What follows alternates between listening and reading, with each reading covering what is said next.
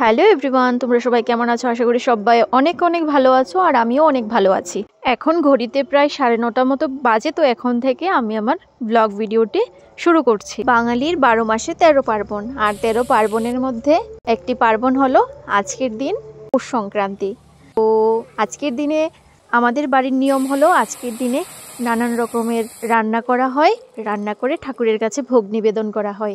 আজ থেকে প্রায় 2-3 বছর আগেকার কথা বলছি, তখন ঠাকুরমা এই সব রকম রান্না তো করাই হতো, ঘরে তো ভোগ দিত, পাশাপাশি বাইরেও ভোগ দিত, রান্না বান্না করে কলা পাতার মধ্যে করে। কিন্তু এই 2-3 বছর হলো বাইরে আর ভোগ দেওয়া হয় না, শুধুমাত্র ঘরেই ভোগ দেওয়া হয়। কারণটা আমার জানা নেই, জেনে নেব পরে ঠাকুরমার থেকে। এদিকে তোমাদের সাথে কথা বলতে বলতে 5 রকমের ভাজা, ফুলকপি পনিরের তরকারি, বাঁধাকপি হয়ে গিয়েছে। তারপর পালং শাকটা বসানো হয়েছে। এদিকে ঠাকুমা সকাল সকাল পুজো দিয়ে দিয়েছে, প্রসাদ নিয়ে চলে এসেছে। হ্যালো, ওকে, হ্যালো হ্যালো বলো। এদিকে আবার 5 মিশালি সবজির জন্য কাটাকাটি চলছে।